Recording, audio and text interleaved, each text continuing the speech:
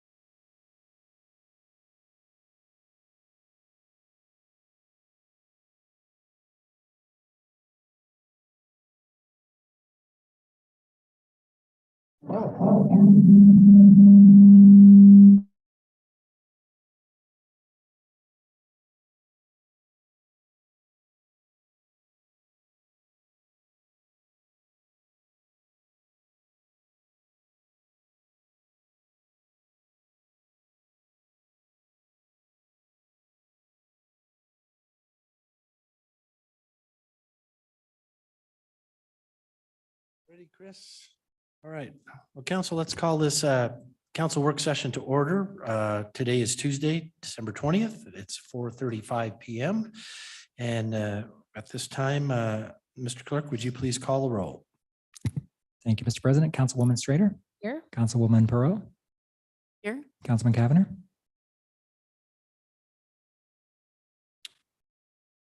Councilman Cavanagh, can you hear us? Oh, sorry, I just didn't unmute. I'm here. No problem. Councilman Borton. And Councilman Borton is disconnected, it looks like, but we'll have him here shortly. And Councilman Hoagland. Here. The next item on the agenda is adoption of the agenda. Mr. President, Yes, Councilwoman Strader. it looks like we need to vacate item 13. And with that, I move that we adopt the agenda.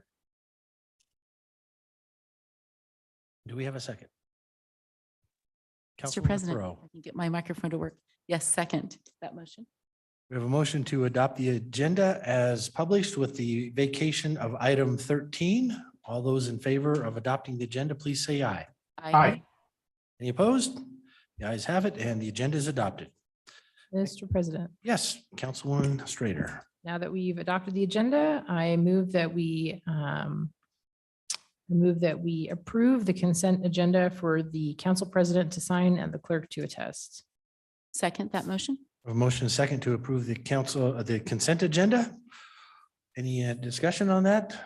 Not all those in favor signify by saying aye. Aye. Any opposed? The ayes have it, and the consent agenda is adopted.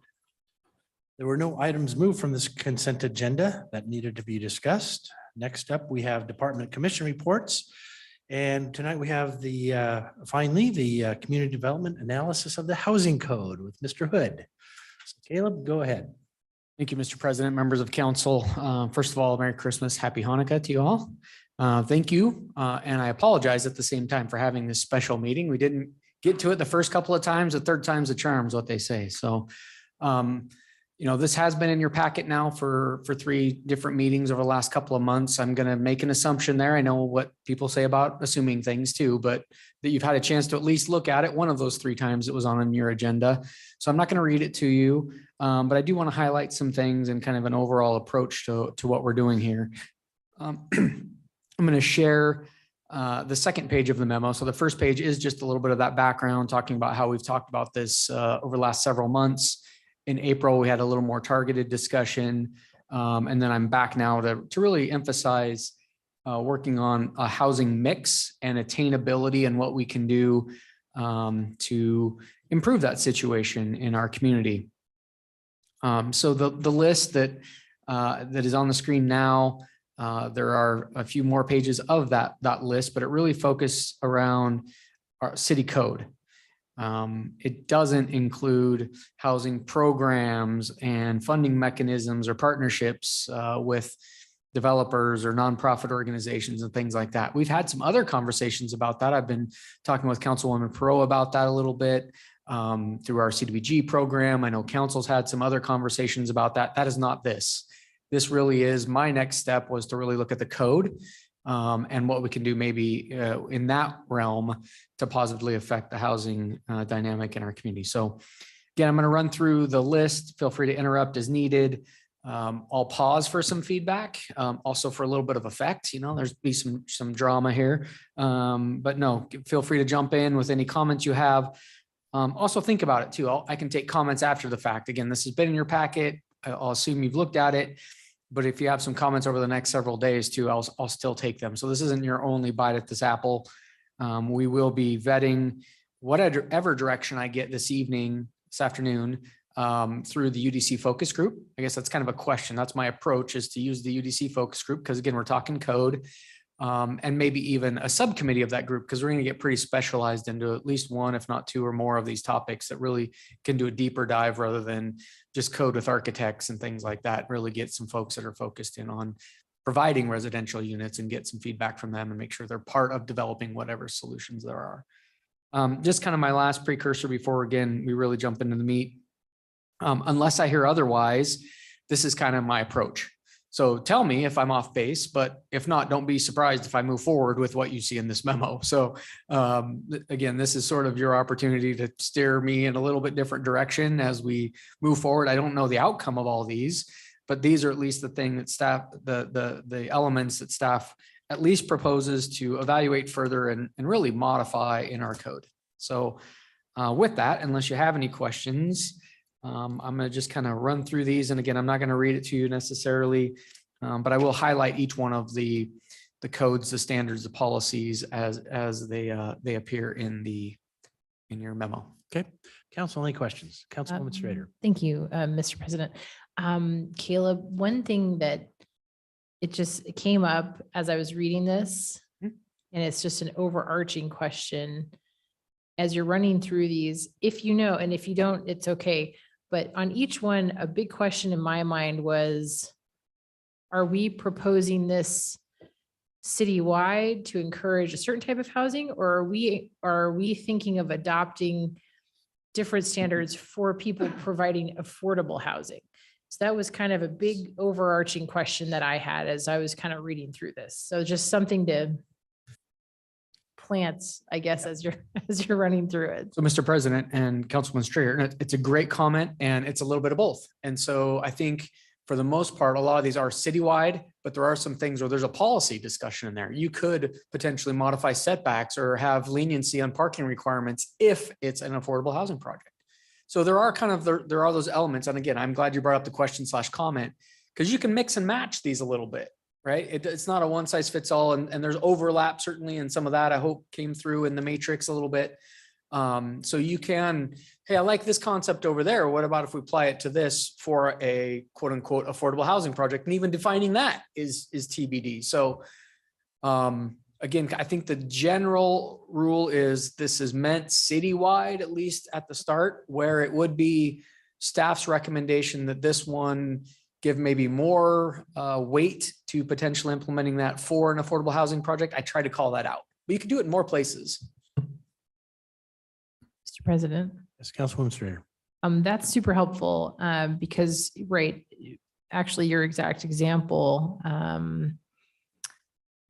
pretty much every one of them, as I was going through, it was a real question in my mind, like, is our philosophy, changing citywide to promote a certain type of housing we want to see more of, or are we really getting more targeted and saying, okay, you know what, if you come in with an affordable housing project, you could have different setbacks, different parking, and the many items on the list I thought could actually be applied either way. So anyway, we'll go through it and then chat, but thank you. That's helpful clarification. So assume it's citywide unless called out specifically. Generally speaking, and that's my approach to this entire exercise really is, looking at the problem as a community, not for just affordable housing or people, just again, providing a mix of housing options for all. And so where are some of those hangups? And we'll see that in the second one on the screen. That's really not, there's no one targeted demographic for that. That's just, and I'm not gonna even call it a barrier, but it is a code requirement. You have a minimum house size. Well, I don't want to get into it now because that's number 2, but yes, your comments are spot on. So let's jump in then, unless there's any other initial comments. Council, any other questions before Caleb gets started?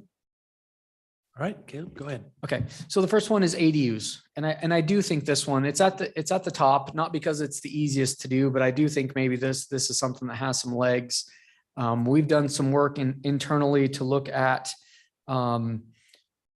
basically at the request of Councilwoman Perot, an inventory of our lots in Meridian and feasibly, realistically, I kind of use those words a little loosely there, but how many of our existing lots could you actually fit an ADU on? And it's really not that many. Most lots, you are maximizing your pad site for the most part. Now, with some tweaks though, and depending on how we define these, you could actually add either additions or detached structures that are more traditional accessory structures or accessory dwelling units.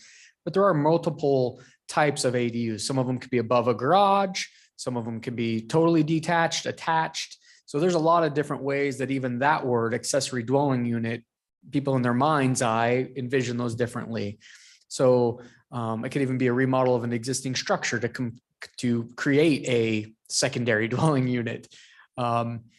So I guess some of the things I have highlighted or need some feedback on from you, if you have any, are the bolded parts and staff's recommendations. So I do think we move forward with something here. We did just amend, slightly tweak in August to allow the ADUs to be a little bit larger.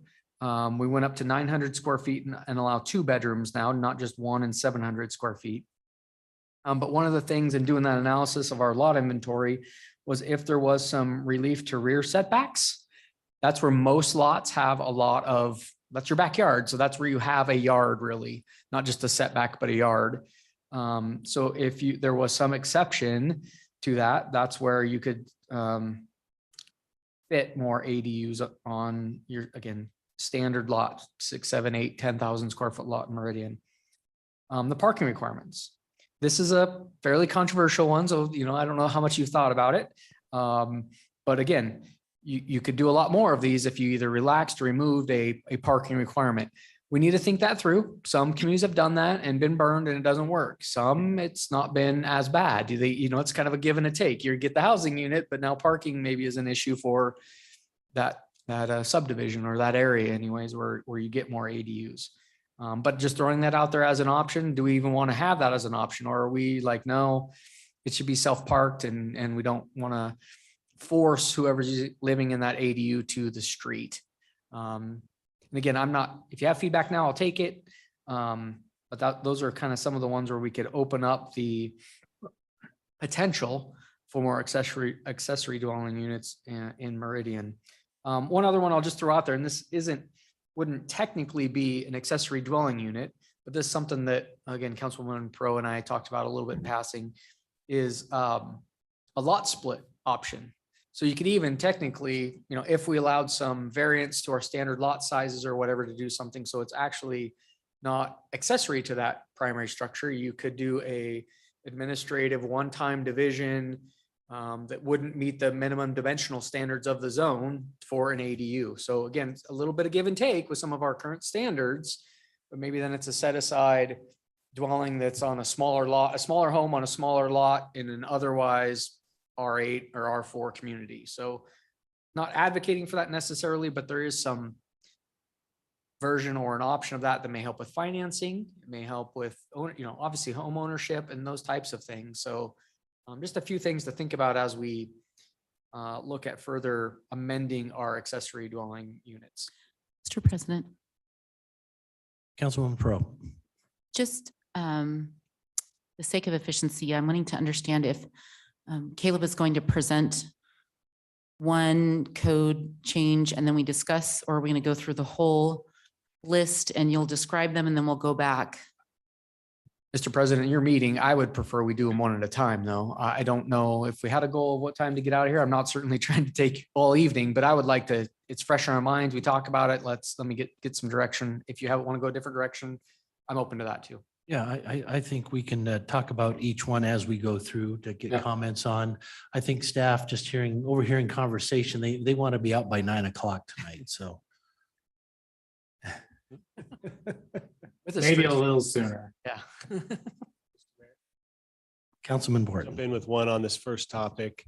Is the concept designed to encourage a new development that would be, an R2 zone that is built out with ADUs all over it?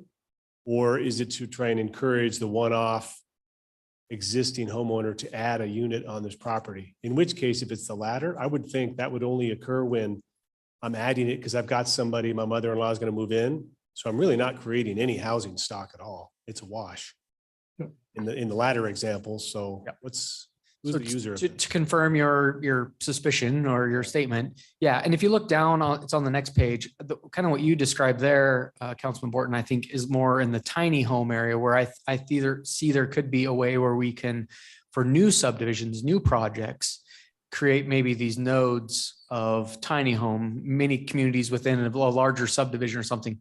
So yeah, the tiny home is more, or the ADU is more of a granny flat.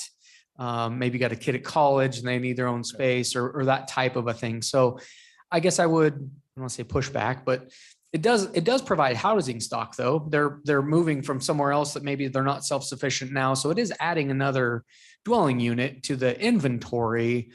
But it's not the same targeted family, if you will. I mean, a single person is still technically a family, but it's not. Yeah. Mr. President, Yes, Councilwoman Pro. Caleb and I had chatted about this. We went and looked through what's going to create the most, what's going to create the most number of units without having to build new projects. What can we do with what we currently have? What's going to benefit our residents? So if you need a mother-in-law suite, or you have a student in college, that's going to benefit our residents, not only financially in that regard, but also if they have the opportunity for some income generation, that helps with housing prices as well. If you're able to purchase a home and generate some rent so that you can help afford that mortgage, there's an element to that too. But we really wanted to at first dig into how do we create units? How do we create additional places for folks to live out of what we currently have before discussing any new, because we think there's a lot of opportunity there. And so Caleb did go through and try to actually generate numbers that would help us figure out how many new units we could create in the subdivisions that we have based on the lot sizes, and had put together somewhat of a list of possible, I don't want to say individuals, but possible new living locations out of each zone. I will say I don't have that actually. So Brian McClure helped me with that. He's great with stuff in GIS and can map and do all that stuff. No surprise, your R2 lots, which are generally half-acre lots, most of those you can accommodate it, and then R4. And then when you really get down to R8, it's almost impossible for most lots. I mean, there's a small percentage where you could, but it's still very, very difficult. So for a vast majority of our lots, it's just not even possible to retrofit. Caleb, I go back and forth on this one because when I thought about owner occupied requirement, I thought, that's good because you don't want it to be an Airbnb. That doesn't help. It's revenue for them, but it's not what this is about. But then I thought, okay, how do you distinguish that room? And let's say it's an icon student. They get out of college, they go right into that. They need a place to live. They want to rent something. Well, we don't have a lot of rental stock if and the prices, and you go, well, they wouldn't be owner occupied. I mean, that would be someone renting that room, or that, let's say it's 900 square feet that they build on their property, and okay, that doesn't quite meet the requirements. So I kind of go back and forth on that. Owner occupied, yes. Well, but then there are situations where you need housing stock, and at a lower rate of rental, in this case, that would qualify. So I don't know how to do that other than, approach it from an Airbnb as an example type of situation. But any thoughts on that approach, Caleb? So I will, and I should have probably mentioned this at the beginning. I really am impressed by this little handout that AARP put together. It's the ABCs of ADUs, and they have questions like that basically answered in here in best practices. And so I'm planning on using this as we talk about this some more with UDC focus group. Some of them are questions more than answers, but things to think about in your community. I do like, and that is one of them they bring up, Councilman Hoagland, is should you have at least one of the two? I mean, that's the idea. One of the two being owner occupied, not both. So it doesn't have to be a child or a mother or something that lives in the secondary unit, but at least one of the two has to be occupied by an owner, right? You can rent out or whatever else and it wouldn't technically prohibit you from doing Airbnb or something like that, but at least the owner would be on site. So again, pros and cons to that. I'd want to refresh that. I remember reading that in here. That's my thought though. I think they strongly recommended you think about that. If you currently have a requirement for a unit to be owner occupied, that you leave that, but it's not a one size fits all. Thanks, Caleb. Yeah, that's interesting. Owner on site does change the dynamic of So if Granny wants to live in the granny flat and still own the main house too, she and then have her grandkids with family run, and that could work. And as far as the parking requirements go, boy, parking, that'd be a tough one. I mean, that's a little harder. We understand the parking problems we have in neighborhoods and whatnot to a degree, but if it's going to be in these larger lots, would there be a need? I mean, yeah, that one we'd have to look at it a little deeper just to make sure I'd be satisfied with reducing that requirement. We don't have great public transportation, in the valley yet. So it's one of those things that you can't rely on to a great degree. So that one probably takes more thought. Mr. President, Councilwoman Pro. as you probably know, what we're currently seeing are folks that have 4-bedroom homes that are renting 2 or 3 of the rooms out for $700 or $800 a month. And the assumption is at least each of those rooms will have a vehicle, so you have 4 vehicles in that 4-bedroom home. And there's no way for us to track parking in that scenario. But if they apply for the ability to have an accessory dwelling unit, then we have a way to gather numbers for that. And that does help our planning. If you get on Facebook Marketplace, Craigslist, or any of those places, you see a lot of rooms for rent. They're all over town. And we just don't have any way to really track those numbers. Just the same conversation that Boise had in the North End.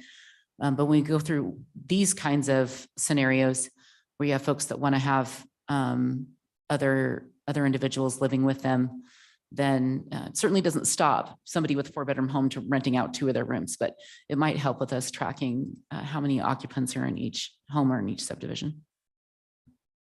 Mr. President. Councilwoman Strader.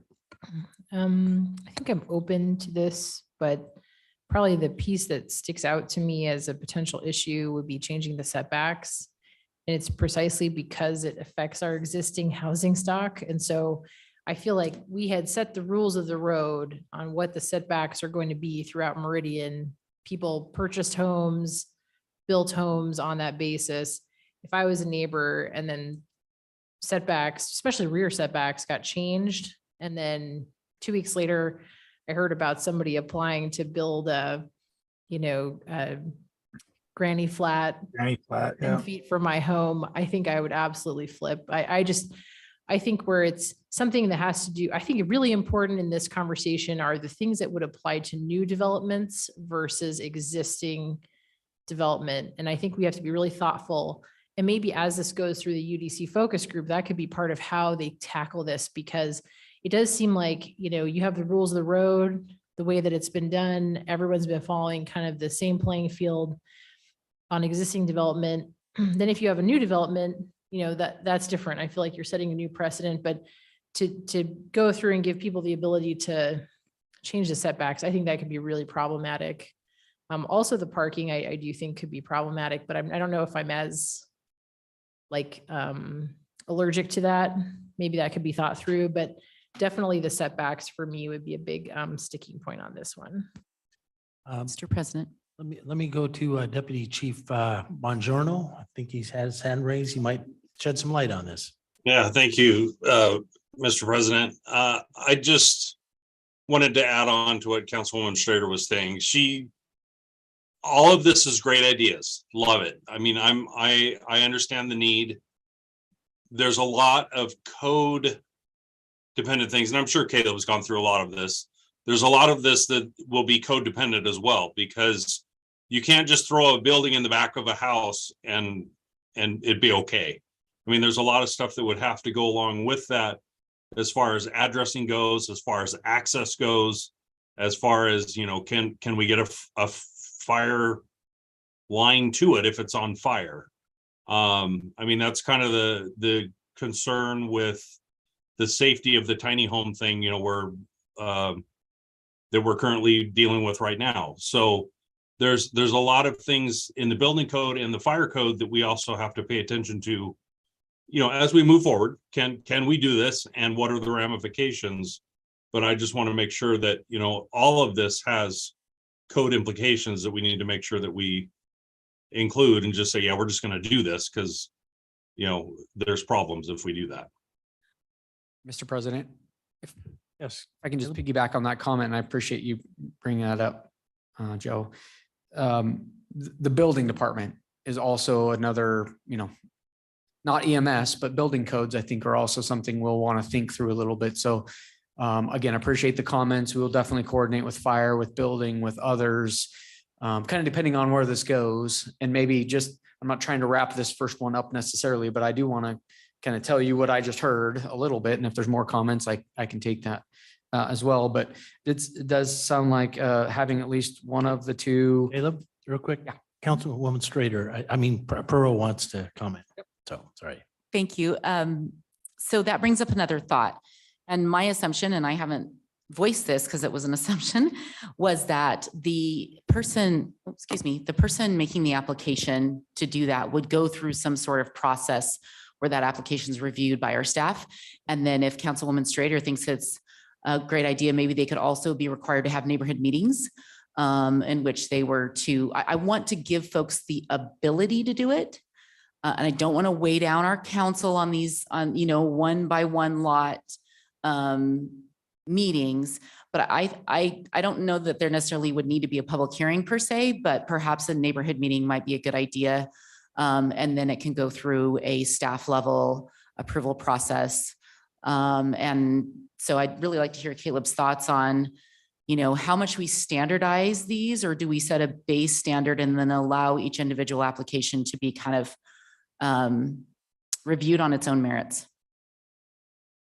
Mr. President, Councilwoman Pro, I think I'm tracking most of that. I got confused there for a minute just on the, well, let me start backwards. Standards, yes. I think we set the standards. Here's the rules you play by. Maybe there's a variance process. And if you want to, I agree. I don't think we want to gum up council's agendas with a bunch of variances to setbacks. But maybe there's an option in there. What the part I got confused about a little bit was the neighborhood meeting. And I guess, are you saying that at least in your mind, you're open to having a conversation about setbacks, or is that has to do with something different? Mr. President, Councilwoman Pearl. I'm sorry, let me clarify. Councilwoman Strader had mentioned concerns that the neighbors might have. If we give an individual the opportunity to apply to do this with their lot, and they don't need to go to neighbors and say, this is what I'm planning on doing, there doesn't need to be a conversation, which is a very fair concern, absolutely a fair concern from home values, from, absolutely a fair concern. So I think there's a couple of ways we could potentially go about it. It's impossible for us to ask every resident that has a lot large enough and get that feedback before we were to make this decision. So we could send out letters and say, here's what we're considering doing, and ask for feedback. Or we can have anyone who's applying to maybe do that lot split that you mentioned, for example, send a letter to the neighbors that says, here's what we are applying for. Feel free to send your feedback. And that way the neighborhood has notice, and they're not left out of that decision, but it also doesn't just throw the baby out with the bathwater and say, no, this isn't a good idea because a neighbor might be upset. So finding that balance is kind of what I'm trying to think through, solutions to that balance, which might be requiring them to notify neighbors, or, I don't know exactly how that will look, but. So, Mr. President, if I can, so a couple of thoughts on that. And I think some of this, we'll have to think about over the weeks and days and really months go on, is two things there. One, I think, are these initial standards that we're looking to change to, and then it's the process by which someone applies to use those standards that we've adopted. So I think we talk about what I haven't even gotten to the point of how do we get these potential changes we're going to make to code in front of the public. Are we doing coffee with the mayor? Are we doing, getting that feedback from our two lots? I haven't even gone there yet to say, how do we get feedback from our community on if this is the right thing or not? I want to have a better idea of what we're asking them, put it in at least narrow it down a little bit for what we're proposing, and then get some public input. I think the process, though, let me just throw this out there. When you're talking, I'm thinking we could do something like what we do with our neighborhood daycares. So they're allowed. So you meet with you have a neighborhood meeting, you meet with them, you kind of know, right? And most reasonable people go, okay, my neighbors don't really like me doing this. It's done. I'm not gonna push that button. But you don't have to. They could all come up pitchforks and you can still apply, and we permit you, but we send a letter to all the neighbors saying, we just approved a daycare next to you. You have 15 days to appeal it. So now the onus is back on the adjacent property owners to say why that doesn't meet the intent or why they don't like it, right? So it's a little bit different than our typical process, but it is a sort of a by right with a veto sort of option. I could see something similar for ADUs. You go talk with your neighbors, see if they have concerns, see if you can work things out just amongst yourselves. We still have standards of the city. And if you meet the setbacks, you meet the parking, you do whatever we decide those are, we still approve it, but we send a letter to everybody and saying, hey, we're approving this. Before we issue a permit, though, you have 15 days and you can go talk to council about it. If you really have a beef or how we've implied, whatever that is. So maybe that is somewhat of a compromise. Anyways, I think more on that. So I'll put that down as a thought anyways. But again, just to kind of summarize, and we can add to this list too, but on-site ownership seemed important. Parking generally seemed important. Focusing this more on new lots though than existing. So we were more talking about existing lots just most recently, but maybe focusing, and then Councilman Borton had, I think maybe even require a certain percentage of lots to be able to accommodate these in the future, right? With a new subdivision, say, hey, you need to have 10% of your lots have an extra wide setback on the side. So you pre-designate ADU lots potentially. And again, I'm not saying that's what it's going to end up being, but maybe that's part of our conversation, is designating lots where you have an area. And then if someone's interested in that in the future, they go, oh yeah, that lot, because in the future, I'm going to have my mother-in-law live with me. Caleb, on that setbacks type of thing, I think we need to have, at least for existing current, I get it, that you buy your house and that you've got certain setbacks, it's in place. But at the same time, it might be the neighbors go, yeah, I'm fine with that. So at least have a process. It might be a very difficult, not difficult, but neighbors may not agree. But if your neighbors agree that that changes the dynamic, you know, I mean, there are long-term neighbors in the neighborhood who go, yeah, I see why you want your mom to move in and what happens after that? Yeah, you're far enough, we can make this work and okay, we could do that. So, because I don't want to tell anybody, well, if you're already here and it's already a house, you can't do that. So, but it has to be geared toward, I think, Councilman Strader, you're looking at protecting what's already there because that's what people bought into. So Mr. President? go ahead. Yeah, I think we're thinking along the same lines. I was looking at it like, I don't think we should change the setbacks for ADUs, but maybe the standard for a variance, if it still meets the fire department and building code requirements. You know, if you get the consent of all of your surrounding property owners that are affected by the change, that to me seems like a fair sort of a standard or something like that. I think we're thinking along the same lines, like don't change the setbacks, but make it possible for people to get their neighbors to agree. I don't know. I feel like we're getting into a lot of, it's hard because we sort of have to get, you have to get into the detail to, Right. yeah, I mean, and maybe the committee will be able to flush out some of the, some of these things too, because there's a lot, I mean, these are just initial things that we're thinking of. There are probably a lot of other angles we haven't. So the more eyes on it, the better. But to summarize, just at least initially, setbacks of the smallest that's on the screen, that one seems to have the most initial momentum from council. So that's kind of how I would summarize the options to make it more feasible to do ADUs on an existing lot in Meridian. Mr. President, Yes, Councilwoman Pro. I think now I'm tracking a little bit better. Councilwoman Strader was getting at the idea of let's not change setbacks for all lots that are of a certain size. No, I completely agree with that. If you talked about the difference between the code and then the implementation or the process, I would think that the applicant wouldn't have to go through a variance process on an existing, well, even on a new property to some extent. If all we're doing is asking for larger lots, they're still going to have to go through the same process that an existing homeowner would need to go through, which I think is fair. We'll have our base setbacks. We won't change those, but maybe we'll have a process then for when someone wants to encroach with an ADU that, I don't know if variance is the right word. I don't know if that's allowed or not, but we'll come up with we'll explore some process that's similar to that. Good. So Caleb, go ahead. We're half hour in after the Yeah. first box with the Well, number of boxes. Let's see, 8 o'clock. So we will be out before 9. Now we're gonna motor right along. That one, there's a lot to that one. So I've titled this one Small Houses, and that's somewhat intentional. This isn't tiny houses. We'll talk about those a little bit later, but these in our current code, and this one should go pretty quick. We require in the R2 and the R4 a minimum house size. There really isn't a reason for that.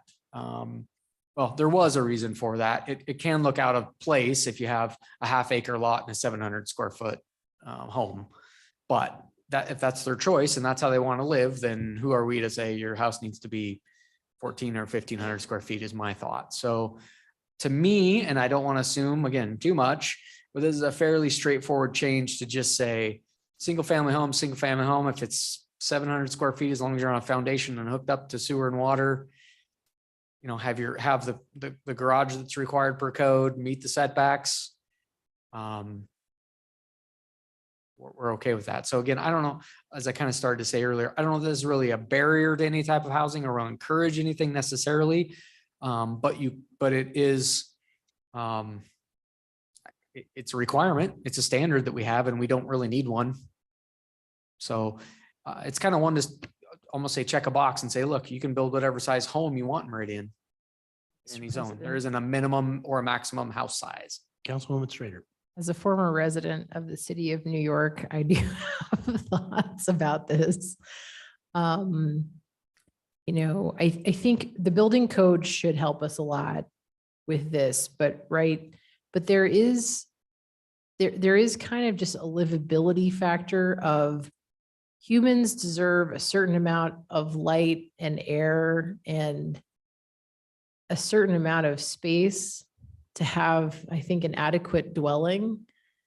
So I understand maybe relaxing the requirements or changing them, but I'm not sure it makes sense to completely eliminate the minimum.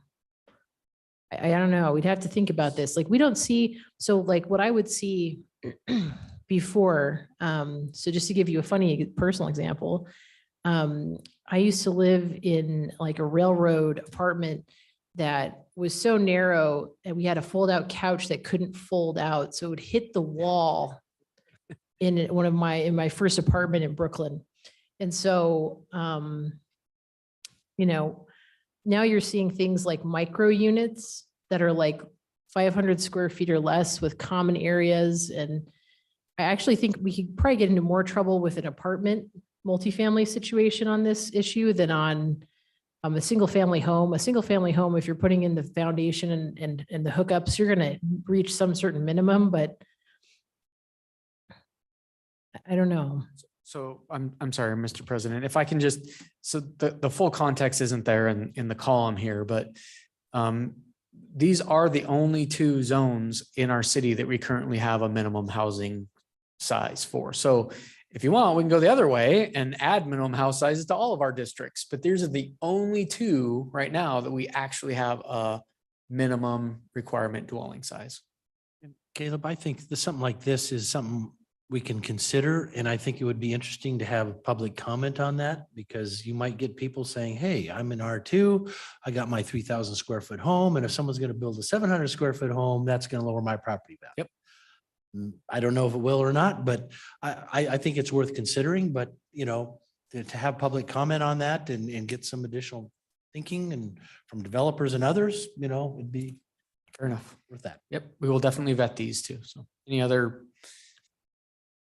concerns with just going through that process essentially and hearing from our community and see if they have concerns with that? Mr. President, Councilwoman Pro, did you say? Councilwoman Pro. Oh my goodness. What just, I totally heard you wrong.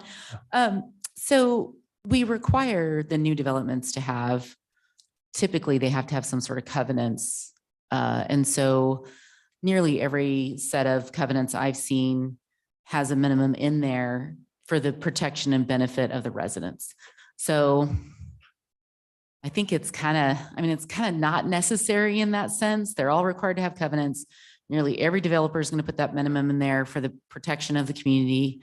So why have it? On the other hand, if it's not negatively affecting anything, why take it out? You know, I think I feel a little bit neutral on it since it's only in those two zones.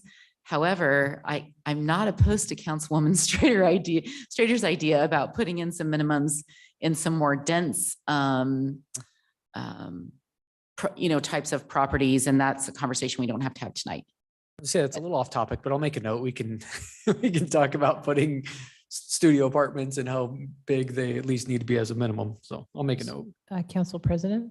yes, Councilwoman Strayer. Yeah, just thinking through this, right? So we're talking house size, but not lot size. So that's where it's kind of like, I think like we saw with the application the other night, it's really the lot size, I feel like, that drives the economic decision. I mean, most developers are trying to maximize, like the biggest impact is going to be on lot size, not really the house size. So I feel like if we're trying to tackle it more through lot size, I think we might end up in the same, or where whatever destination we want to arrive at, I think we would do it through that. Because I don't think that the house size is going to drive the decision making. I mean, if whatever the land you purchase for is a sunk overhead cost, you're going to try to maximize. I think if you're trying to put density and really get the most out of it, you'd be trying to maximize the house, based on the lot size, right? So, and again, not saying this is the solution, but some of the reasons to get out of the way, if you will, on this one is, with the cost of materials and construction, maybe I just sunk our entire life savings into the lot because it's a nice big lot and I can only build, I'm starting with a tiny home because I just had to buy the property and construction materials and labor right now are through the roof, but I need to have somewhere to live. So I'm going to build my 700 square foot to start and I'll do additions over time, maybe. And now it becomes a 5,000 square foot home. But right now,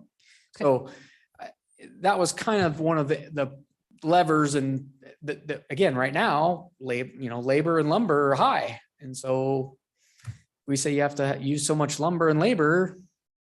Maybe we just price somebody out of, probably not, but that's at least some of the thought process here. And then to Councilwoman Pearl's, it's probably already covered in some other covenants because you probably can't buy that lot unless you construct something that's of a certain size anyway. So it's one's like just something we as the city staff don't have to check a box. And if we miss it and we approve a 1,399 square foot lot or home on a lot, we're not liable for missing something because our code says it needs to be 14.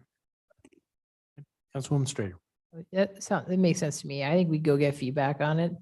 'Cause it feels like honestly removing a piece of red tape in the sense that this is really a standard that people are meeting that doesn't actually really drive the decision. Yeah. So I mean, let's see what people say. I mean, and see.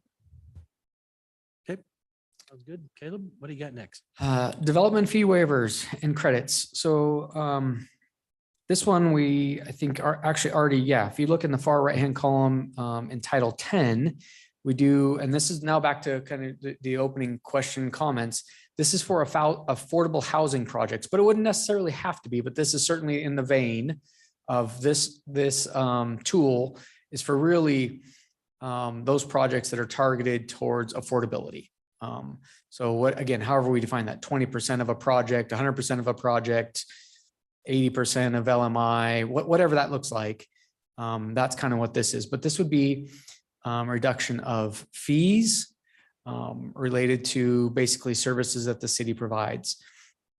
There's really kind of two things. So, and I've got it listed in the title there, waivers and credits or deferrals. So a little different to waive a fee versus having the general fund offset or supplement that fee. Someone still pays the fee. Maybe it's just not the developer. So we're going to have $500,000 set aside and we'll cover your cost for this versus magic wand. We aren't going to charge you don't have to pay our application fee.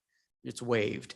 So we would think through some of those things, but these are kind of some incentives that would maybe offset the costs for, again, just thinking about affordable housing projects in this one.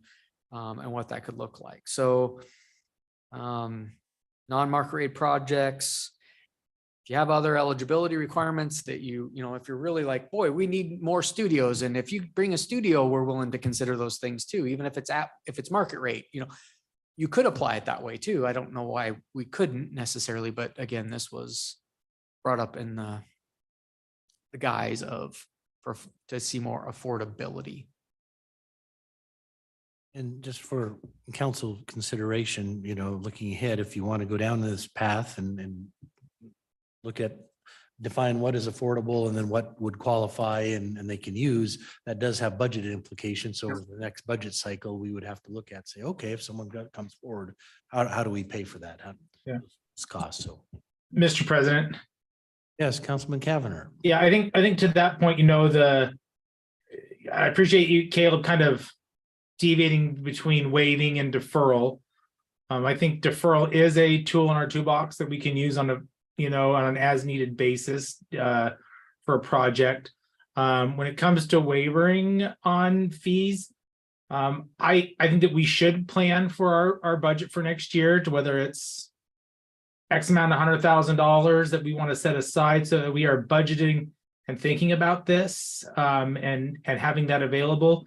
Just like with incentives that exist for economic development, look to the committee and staff to help us kind of forge some, criteria on which that we would evaluate a potential project for waiving of those impact fees, but then having a budget set aside to be able to pay for that. I think that's the right approach.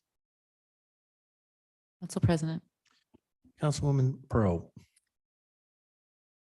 I wonder if, and I have no idea the answer to this question, if there could be an application for that through CDBG funds. I don't know if I don't know if federal government has pretty strict regulation on CDBG funding, but I see it as not that terribly dissimilar to any other housing assistance. It's just not an individual that's applying, whether it's a a developer that's applying to get assistance for the Mr. payment of fees.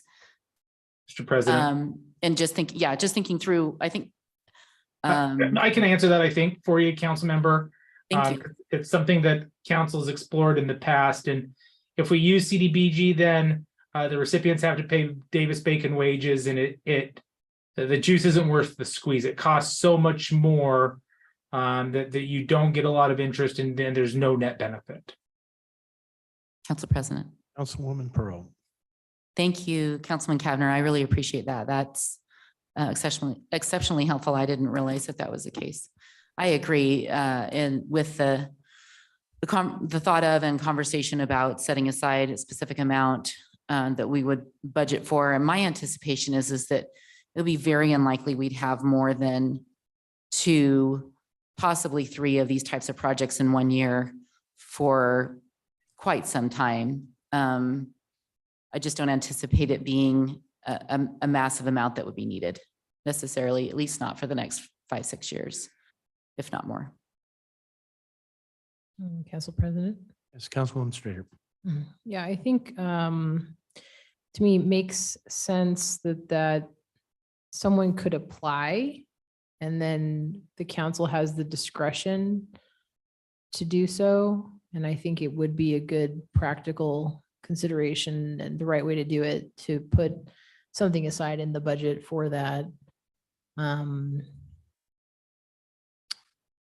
I definitely don't think it should be like, if you meet certain criteria, like X% of the AMI on your project, we're going to automatically approve. I don't really think that's how we should get started. I think we need a lot of discretion at first while we look at projects. Again, kind of get used to what we're looking for, because it feels like we haven't really narrowed in quite on what we want to see yet. So I just think if we have full discretion and we set something aside in the budget, maybe that would be a good way to tackle it initially and see who applies, you know. I mean, we've seen one recently, but is that going to be the normal cadence for this? I don't know. So, Mr. President, if I can respond or comment. Go ahead, Caleb. On that. If that's where council wants to go, it may be premature to do what this topic is talking about, because it still talks about discretion for you. So it would be a case by case basis. But I kind of envisioned having some bar you have to clear, not just an application, but some bar you have to clear to get before council, right? There's some minimal, even if it's minimal criteria, not just well, bring us your thing and we'll, gut feeling and council will approve you or not. If you want to do the first year or 2 or whatever that way, that's fine. I just don't know that I'm going to be much help in code to do what you just described, right? Because that is more about standards and processes, and there's still discretion in that too, but here's some things that at least, you need to be a nonprofit. You need to have 20% meeting, 80% LMI, something that just says, here's some, at least some basic criteria before you'll be considered by council, or everybody's going to be coming before you with, I heard you got $100,000 in your budget. I'd like some of that. So correct me, but the way I just heard you was more, we'll know it when we know it. And I can't develop that in code to say, go talk to them. And Council President. Go ahead, Councilwoman Strader. I think there are some no-brainer requirements if we wanted to, that we could set forth that we would all agree. Like, I do think it should be a nonprofit. I think there should be a component of non-market rate units as part of the project, but I don't know what that percentage should be. I don't know what percentage of the median income we should target, for example. So I think what I'm saying is it would be, there are some just basics of what makes an affordable housing project that we could put forth to apply, but I just don't know if we're going to be really narrowed in super specifically on those criteria I just mentioned. And Mr. President. Yes, Councilman Caverner. Thanks. And I don't want us to get into a back and forth on, all of these. We will be here till like 8 p.m. 3 weeks from now. But I agree largely with what Councilmember Strader said, although I actually wouldn't support it that it would have to be a nonprofit. I think if the private sector says we want to do something creative, we should incentivize that. We should reward that. And so certainly it wouldn't preclude a nonprofit, but if a builder says, hey, this is our thought for a master plan community, and we want this to be a place for everybody, regardless of income, man, I don't want to be turning them away. I want to invite that, incentivize that as best we can. Okay, and Kate, yes, Councilwoman Borton, go ahead. Just to comment on this topic, I think philosophically for me, it's more appropriate to waive development fees rather than impact fees. Impact fees are collected 100% of which are allocated to capital costs we know we're going to incur. The development fees year over year exceed the development costs. We return the surplus to our capital improvement fund every year. And there already exists wiggle room, for lack of a better term, with our development fees that are charged and with our impact fees. So that I would be interested in exploring that avenue, and then have staff try to answer the question, what's the best type of product to incentivize? And I don't know if location's another area, but the type of product that you think we want to incentivize to accomplish that goal. So, Mr. President, maybe just to summarize that real quick. I think what I would propose is that we come up with kind of two different lists, if you will. One that's sort of modeled after existing code with some very basic criteria of some non-market rate eligibility that gets you before council to request something. Also just say then we would limit that, and I do need to work with Public Works primarily, even like hookup fees potentially could be eligible. So what are some of those things that we could still have to be paid for to some degree, but some are hard costs, soft costs, but develop that list then of things that could be otherwise offset through general fund or whatever the funding mechanism is, and then bring that back to council and see where the discussion goes from there. It sounds like there's some, again, just even a basic foundation for council to think about these things in the future. I think that's a good approach, Caleb. At the same time, these impact fees, and it allows us to say growth is paying for itself. And then if we waive the fee and then we use our general fund dollars to put that to, we're using existing property tax for the most part, property tax dollars to go back into paying for the impact of that development. So their growth is not paying for itself, but it isn't. So it's one of those weird things. So Caleb, what else you got? Okay, so on to the next one then, and this is tiny homes. And so this is how I'm, first of all, we need to define a lot of these terms that we use, but aren't maybe in our code already.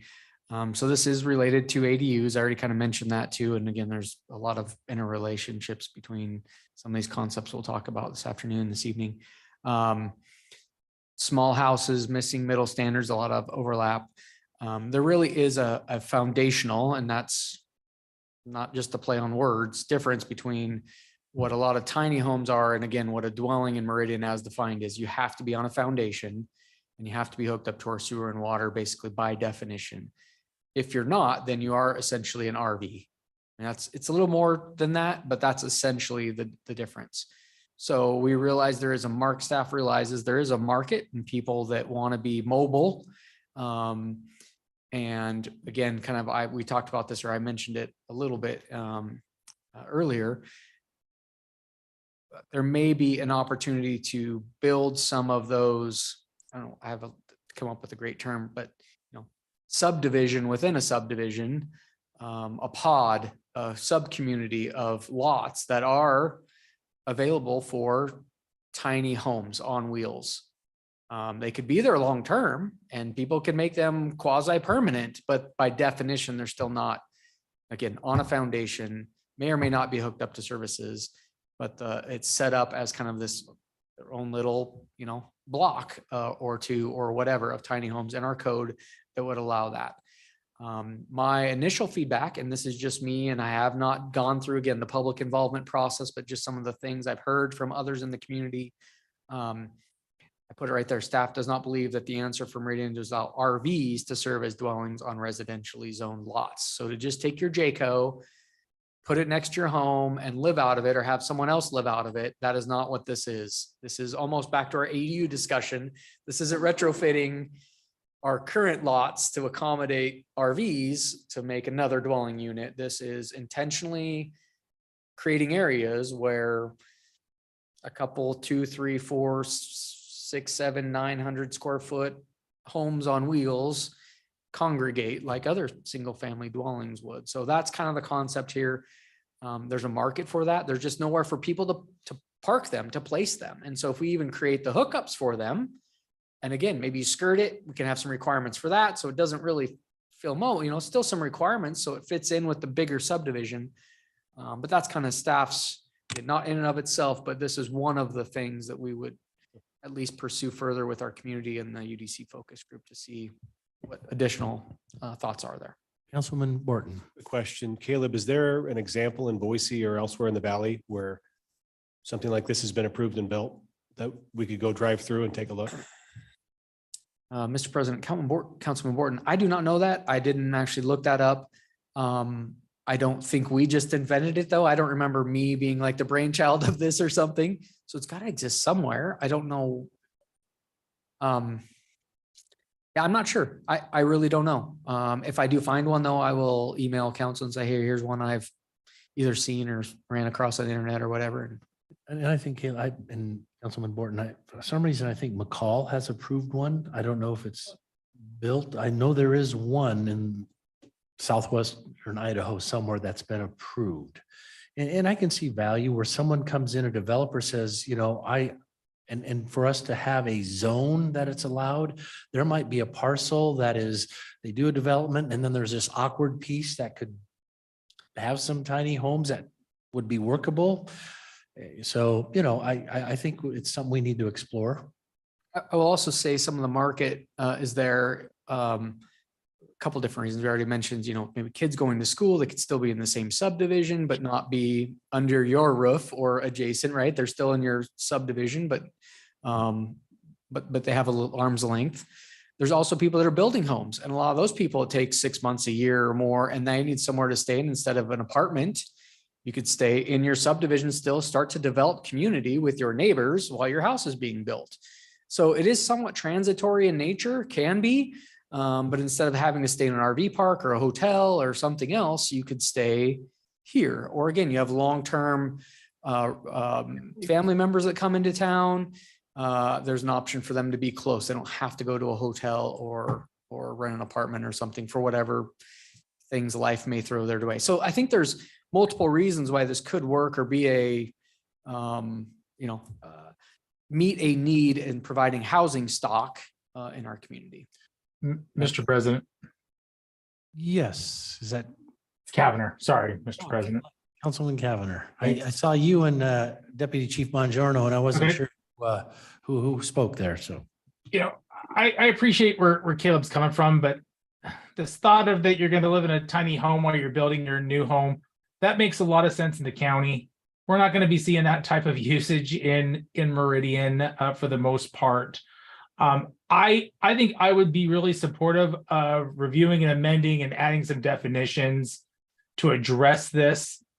Certainly, if the development community wanted to kind of develop a tiny home community, that to me is of some interest, but I just think that we're going to encounter a lot of conflict points on this particular issue if we force tiny homes to kind of integrate with traditional single family homes. Mr. President, Go ahead. if Caleb. I can just clarify, I don't know that that's where the UDC focus group would go. I wasn't planning to force this on anyone. Okay. I was just proposing to potentially allow it as an option. So if you have a master plan community and you've got 80 acres and you want to include a pod or two of this as an option, I guess. So I wasn't trying to require that some percentage of lots be set Okay. aside for tiny homes or anything like that. So just Okay. to clarify. And we might start with Gem County. According to Idaho Tiny House Builders website, Gem County is pretty accommodating to owner of tiny homes. They've established their own ordinance to address the influx of people who want to live in tiny homes, which is otherwise limited by statewide regulations in Idaho. So that's the other caveat, is depending on what the state's going to regulate as well. So definitely something we can explore. And, you know, I hate to preclude a developer from coming forward with an idea. But yeah. Yeah, we'll have to wrap our arms around it and make sure it is workable for our community. Council President, Yes, Councilwoman Pro. I'm going to send you all a article on 15 tiny homes that have a lot of photos and very different styles. Many of them are in the Western US. And you can kind of get a feel for, not the same as driving through, but you can get a feel for kind of how it would look proportionately. I have concerns about, how do you have obviously people are not going to park in front of their homes. That doesn't work because it's, the home is as wide as the vehicle. So maybe they park on the side and you have a 20-foot by a 40-foot lot.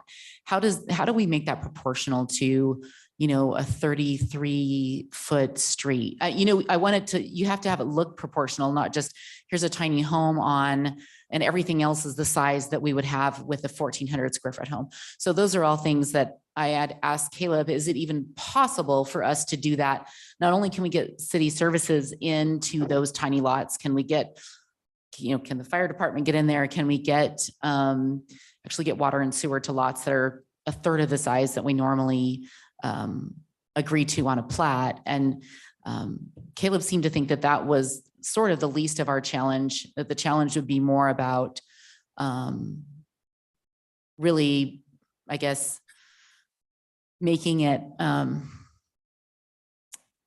what's the word I can say, acceptable to our community as a lifestyle. Am I stating that correctly, Caleb? I don't want to speak for you. Go ahead, Caleb. I'll just say yes. I don't disagree with anything you just said. So Council President Hoagland. It's Councilwoman Strader. I don't have an issue with exploring it, but I'm much more interested in development that's intentional around it and permanent, as opposed to, I think a lot of the reason that tiny homes are on wheels is that it's to avoid, a foundation and hooking up to and existing housing regulations across the country. So I think if a developer came and had like a pod of these and the way it was set up where they were all on a foundation and they were hooked up to services and stuff, that to me would just make more sense. I think when it becomes more transitory, I think we should treat it like an RV personally. I think there should be a difference in terms of how we sort of treat these. If it's purpose-built on a foundation and already planned to be part of a subdivision, I think I'm a lot more open to it. I would like to see examples of where it's gone well in other cities and how it's been successful. That's just some feedback, but open to it, open to talking about it. Council President. Councilwoman Pro. I agree with Councilwoman Strader. When I first started thinking about this, I never had in my mind units that would be movable. It always was a permanent type of setup. The challenge with creating it such that it's movable is if you have a neighborhood to maintain and you have folks that can literally drive off with their home, how do you require folks to pay their monthly fee? It's difficult to drive off with a manufactured home, but not difficult to drive off with a tiny home. So how then do you enforce the costs that would be collected for everything else the community needs, like the road, like the landscaping, and whatnot? So that's my biggest concern. And that's not something that the city would do, but it's certainly something that would be, that wouldn't be beneficial to a resident if that was trying to run one of those communities. Good comments. Caleb, are you good with that? Good. Definitions will definitely be key in that one too. So, okay. Density bonuses and what TDRs, transfer of development rights. So this is something that so far in Meridian's history, we really just haven't had a market for this. A lot of times the density will be left on the table. Even you get them from time to time now, or where a developer comes in right at the top of the maximum allowed density. But this concept allows you to take density from one part of town or across the street or whatever, and use that up and not apply it over there. So a lot of places outside of Idaho use this as stated in the memo. Again, like the last one, this would be more a volunteer program. It's not something staff envisioned us requiring to set aside a certain percentage. Well, what you could do, this concept would be, say, just, 8 dwelling units per acre is the maximum. You could potentially say, well, we want to incentivize affordable housing, so we'll give you 2 more dwelling units per acre. We'll give you up to 10, provided those 2 then are set aside for affordable, again, however you define affordable. So that's kind of the idea here, is you allow something in addition to the by right because they're providing something that your community has said is important, that's above and beyond and should supersede the kind of base zoning or density requirements. So just a thought. I kind of put it in there. You got to read between the lines a little bit. It works in some places and doesn't work as well in others. So kind of even back to the point of, there's a lot of savvy folks in Meridian. They bought into our community, understanding the rules, and now you could potentially change the rules and said, well, I thought that was going to be 3 to 8 dwelling units per acre. Now you're going to allow 10 there. That's not what I signed up for. So it is sort of I'm not saying it's a bait and switch, but this would potentially open that up to go above and beyond what our comp plan shows for an area and those types of things if you do allow something like this. But that's the concept anyways. Mr. President, Councilman Borton. I had big reservations with that for that very reason. Amongst all the tools aren't of equal value. And I thought that one was very concerning for that policy reason. Council President Hoagland. Councilwoman Strader. I'm more open to this only in the context of multifamily. I think if it was specific to multifamily in certain areas where we want density, and if we felt it was consistent with the comp plan, like if we had targeted like a couple of corridors, maybe near the interstate, maybe Eagle Road, and we said, okay, for multifamily developers that want to set aside 10% of their units as affordable, maybe we change the height restriction, for example, or something like that, to allow them to put more units. I don't know. I'm really only open to it in the context of a multifamily apartment context. I don't think it fits well for the comp plan reasons in any other kind of housing type. It's a good comment. Sure. Oh, but Caleb. I was just going to say one more, sorry, Mr. President, if that's okay. Go ahead. And Councilman Cavanagh, sorry. One of the notes I had was if there's any legs behind this was to really stand up a kind of a subcommittee. This is one of the ones I mentioned in the beginning to Bill. And we talked about maybe having like a Caleb Roop, someone that does this type of thing, in other places and even here develops here to say, hey, this will and won't work or likely to work or won't in your community. So talk with some of the Clay Carleys and the Caleb Roops and some of the others that kind of do, this is their world that they live in, and kind of get some of that feedback. I guess it's not explicitly stated here. I used maybe a bad example of R8 to 10. I think most of this probably would be in the more multifamily realm than just a standard single family subdivision in R8. So I apologize if I kind of got us off on the wrong track there. I did envision more higher density anyways. I don't know about multifamily, but higher density. Council President. Cavanagh, did you have a comment? Yeah, thanks, Mr. President. This one, again, I think it's creative and it's nothing is guaranteed. This is something that comes before the council, volunteer based. While I agree it would largely fall into the multifamily piece, certainly I think that this council would be open to at least a conversation about if it was, happening in single family residence zoning. So this is a lever that I wouldn't want to restrict, but it's not necessarily the first one that I think that we should be running to pull. Councilwoman Pro, did you have a comment? Thank you. I have had conversations with developers and builders in our area that have approached me and asked, would it be helpful if we considered doing that? And the question that always comes to my mind is, I don't know how we regulate it in the sense of, okay, we've allowed you this benefit. Now we're just going to trust that you will always have those set aside in perpetuity because you have this benefit. That's my only hesitation with it. I really don't love the idea of, I like the idea. I don't know how we, with federal housing programs, there has to be documentation that's sent in for the approval of rents, right? Or rent discounts. But in this kind of situation, it just, I guess can you do a deed restriction for that? I don't know how that would work. Yeah, Mr. President, I don't know that we're figure that out today, but it can be done. So not to say that there might not be some investment, to have to staff up and have somebody that checks, income verification and that you are whatever you said you were going to be in perpetuity or 15 or 20 years. A lot of them are set up that way too. Hey, kind of like CDBG, the first 10 years, as long as you're doing it for, then they can be at market rate after that, or whatever. I mean, we can structure it different ways, I think is what I'm trying to say. And I think we can overcome that hurdle if this is a concept. Again, it may take additional resources, but we can't just bluff. We'll have to have some type of income verification that you're renting to who you said we were, if we're going to give the densities, but it is done.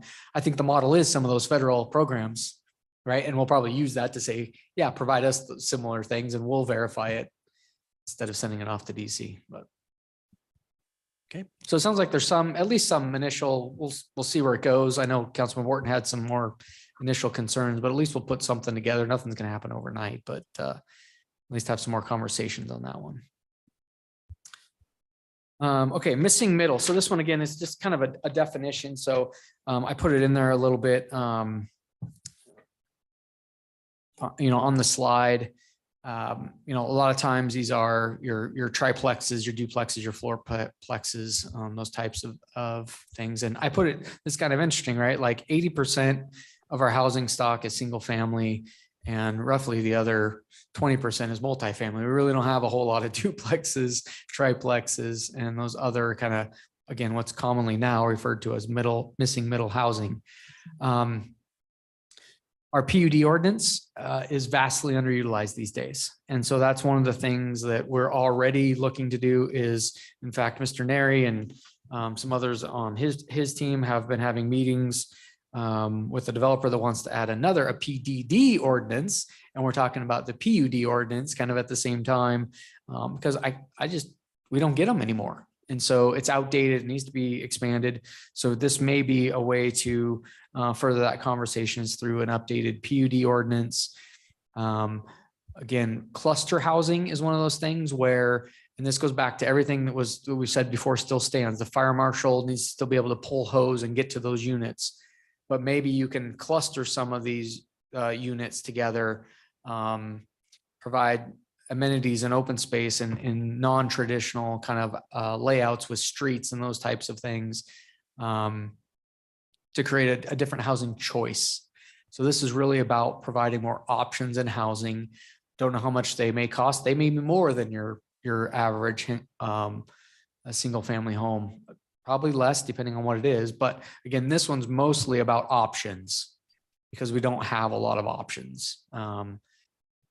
And I guess maybe you can read the rest of it on the slide. I don't have any other notes to call it on this one, but this is something to at least come up with. Oh, I did have one more. So Compass did generate a report earlier this year too, that looked at missing middle and some things that communities could do. So that's one of the resources here that we'll be looking at further as we further this conversation, as long as there's some interest in council of staff spending some more time on this.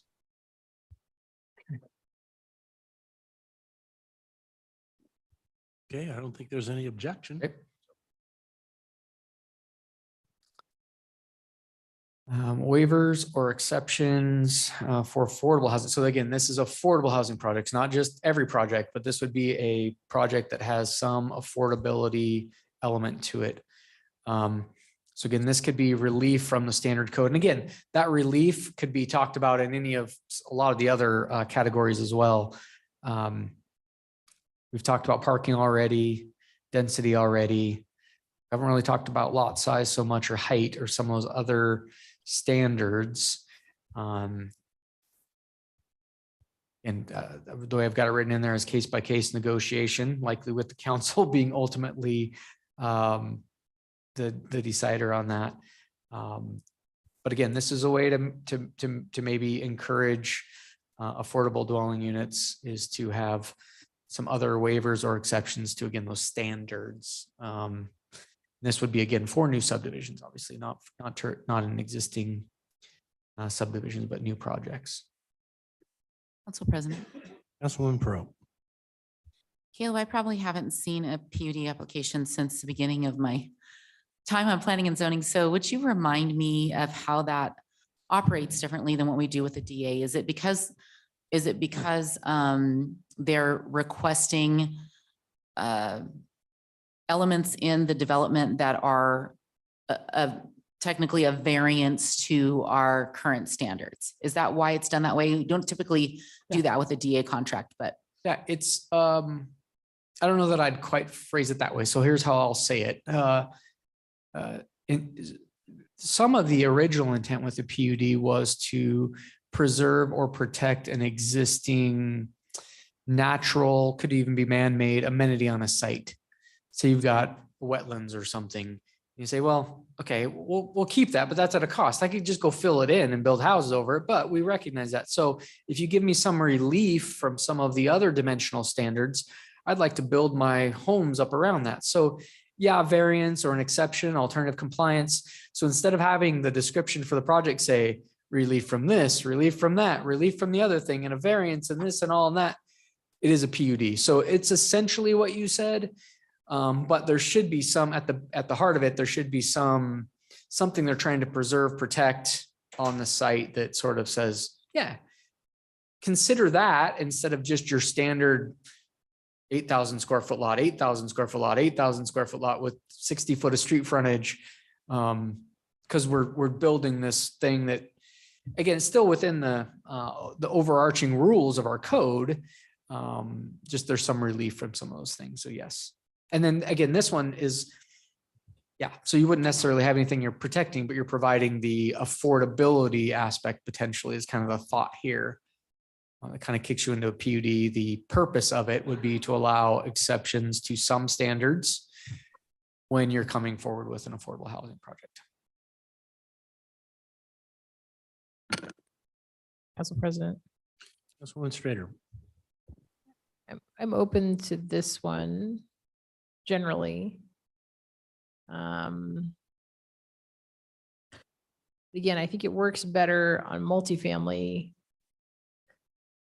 Not that we couldn't, I guess, in theory. I think there's a real issue with the comp plan. I think to some extent I don't think we would really see a lot of affordable housing projects in a single family space, but could. I think we get into more comp plan issues when we stray from multifamily for affordable housing. But I don't know. I mean, it's kind of a really open idea. It's case by case. Involves a lot of discretion. So I don't know. It'd be interesting to get feedback from developers on what they think and see what if they're thinking that there's something here or not. I will just say, I haven't talked to our developers necessarily, Mr. President, if that's okay. Parking is one of the things, right? I mean, that takes up a fair amount of land to park. And so that is one of the standards listed here. And I'm trying to not talk about the ADUs because I heard the concerns there. But with a new project and having, 2 cars and a garage and another 20 by 20 pad, boy, you just ate up a third of my lot, with just to park cars. So that's one of the things that I think is really kind of an emerging trend, if you will, maybe not in Meridian, maybe not even in Idaho, but in the nation, is really looking at your parking standards. So if there's something with an affordability component that you give them some land area back to maybe 2 or 3 lots, now I can build the 4th unit instead of having garage, driveway. Yeah, there's still maybe a garage, but maybe it's only 1 car. So I'll just say that, and this is again, not polling all developers, but parking and the area that it takes in our code to park is a concern because that eats up the land area of a lot. Council President. Councilwoman Strader. Yeah, no, that's actually a really helpful example to try to think about it.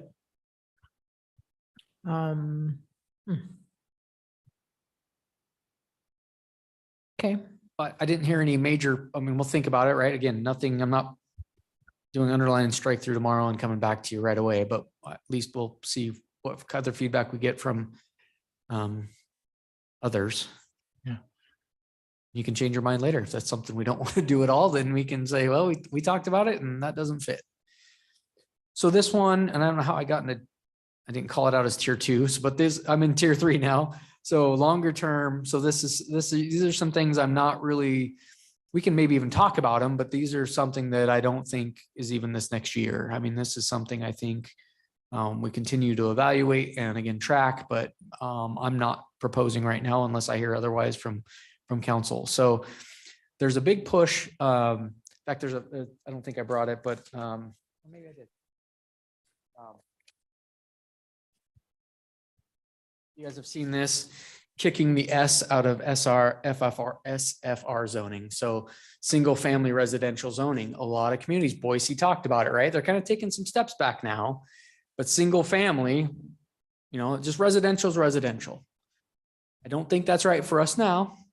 It's something to track. There's definitely places in the country that are saying homes, townhomes, and apartments, dwellings, dwelling. So why are you saying single family? Why can't it be 2, 3, 4? So again, I'm not going to spend more time on that unless you guys want to. So something to keep tracking, but there are several communities, a lot of them mostly more metro than we are currently, that are removing that from their zoning codes. And then state code and some of the stuff there, we've talked about this before too. There's some things that are happening in the legislature and maybe some more things ahead. So this is one, again, it maybe isn't even our code related, but depending on what happens at the state house, maybe they do. I think we talked about this in the spring when I was here. But in Idaho, it is illegal for us to require that a developer set aside a certain percentage of affordable housing units. We're one of the few states where you just can't require that. They could offer it and they can propose it and we can memorialize that, but we can't require that. Maybe that changes. I'm not holding my breath, but again, just something to kind of track and see what other tools may come online. There's the housing, what was that? The bill that was passed this last year. It was $70 million for the housing trust fund and just things like that maybe there's some other things that we can do over time. So I'm not going to spend a whole lot of time on those tier 3, just letting you know that there may be some more things in the future. And then I think someone asked, maybe even one of our last UDC or last code amendments. These are our current members for the UDC focus group. So I thought I'd just include that in and then you know who actually is passively making some recommendations to you. We try to gain consensus from this group. It's not always 100%. Usually you'll see a developer or two who are like, hey, yeah, we participated. This one didn't quite go our way, but or we'd like more changes or whatever. But anyways, just thought I'd show you and appreciate the volunteers that help us have these conversations and vet them to planning and zoning and then back to you. So I'm open to maybe another member or two or subbing a couple people out if they are done. We've had several of these members have been with us for a long time and I appreciate that institutional knowledge too. I don't want this to get too big though, because it gets a little unwieldy with too many members. I think that's about the right number. But if you want to email me or whatever, another member or two, we probably stand to have another. Caleb, or sorry, Mr. President. Councilman Kavanagh. Thank you, Mr. President. Caleb, looking at this, obviously the names are largely industry driven. Were there any citizens, past planning and zoning commissioners, current planning and zoning commissioners? Was there anyone that was, I guess, maybe not fall under maybe the industry category that expressed some interest in participating, but just didn't for any reason? So I have Councilman Kavanagh. So Annette Alonso is a citizen rep. That is her role, if you will. So kind of two things. So this is our UDC focus group. I need subject matter experts on this. I do not need or want someone that doesn't play in our code, if you will. So I need people there. This is a technical review group. For the housing component, I will kind of back off from that statement, right? So if there's someone else from just the community that you want to include on a shorter term to jump into this, I'm totally open to that. And I think that makes some sense. We get into the weeds on this and you need to have a baseline understanding. We can't wait and bring somebody up to speed on, our parking requirements for multifamily if they don't know. And that's honestly, that's what happens. It's a lot of education for new members. So past P and Z members looking at this, no, I don't believe, although Kent Brown may have volunteered at one point in time as a P and Z commissioner. Yes, they are largely engineers, architects, developers. Yeah. Good cross section there, but yes, certainly specialized within development, community codes, architecture, engineering. And Mr. President, if I may, Caleb, I completely get it's not necessarily your job or this committee's job to educate our citizens on this process. That's not what this committee is for. I do think there is maybe a missed opportunity, though, to do some baseline leveling up with some of our citizens who are really active and engaged in these issues. And, to have one quote unquote citizen member, and, you can make the case, Ashley Squires has a unique perspective. All of these members have a unique perspective, but what it could easily feel like to our quote unquote citizen member is that it's them versus industry. And I think that's not something that we intend for this committee to be, but I think if we could add some additional citizen voices and recognizing that that's a little bit more work for you and probably a little bit more frustration for this committee, I do think that the end work product would likely be better. So just food for thought. I think we'd be better served with a little bit more citizen input in some of this. Council President Hoagland. Councilwoman Strader. Yep. I agree with Councilman Cavanagh. I understand the issues that creates. But I think it's unfair. Like, I feel like expecting one member of a committee this size to sort of carry the water for quote unquote representing the citizens is not fair. I don't think one person is enough. We have several community members that, although they're self-educated and they may not develop property on a regular basis, they definitely have delved into our comprehensive plan and really, I hate to volunteer one of them, but I'm thinking of people like Melissa Bernard or other folks like that have really gone through and done the work to understand our comprehensive plan and our code. So I think there are I think there is an opportunity. I think there are folks who could do it.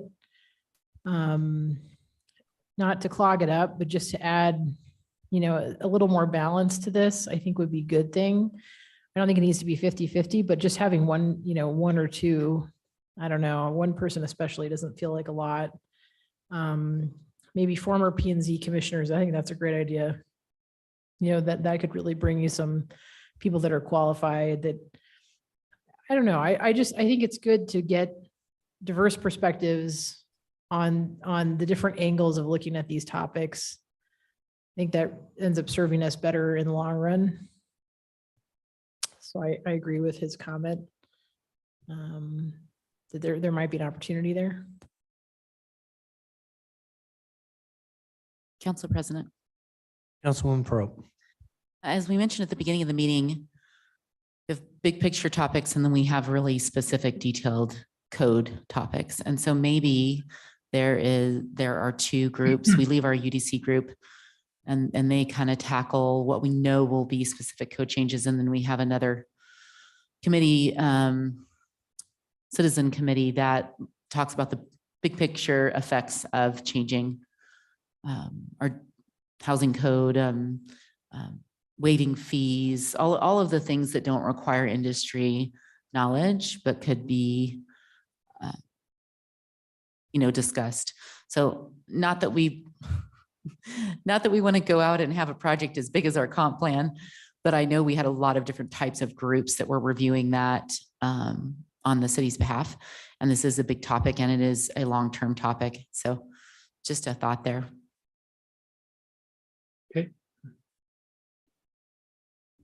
So just, Mr. President, I guess in conclusion then, again, I just heard one name or two. But send me those if you have a couple of other folks, and then we'll talk some more, maybe logistically how that works to some of this group that merges with the new group, a new committee, because I do think standing up. So these people, a lot of the folks on this list probably aren't even interested in what we just talked about. This is our standing committee that talks about all things UDC. So everything in the code that ever changes, we vet through this group. This is a little more specialized. And so I'd like to have some, for some consistency, some folks that are interested in that, merging then with 2, 3, 4 names that you give me or whatever, and kind of standing up on an interim basis, this group, and then maybe 1 or 2 of them or whatever, stays on as this group continues to meet. I'm not totally opposed to that. And again, the couple of names and faces, I think they'd be fine, but I just want to be careful with that a little bit. There's a time and a place for the public involvement. And I get it. That's not just general public. Those are people that are engaged and know what's going on. So I got some direction. I think that's largely though what you're going to see or hear from me in the next several months is just working with this group to kind of put some more meat on the bones you gave me tonight and bring something back.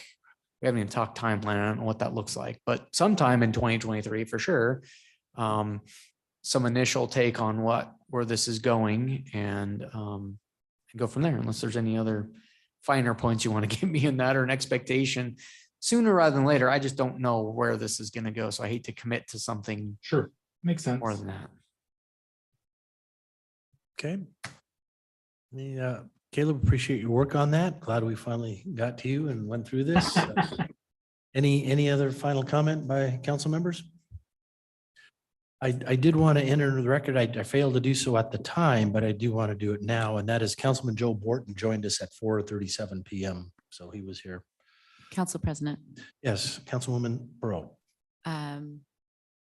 Actually, I would like to say thank you very much to Caleb for all the time he has spent on this, to council for being here on the week of Christmas, to have this special meeting.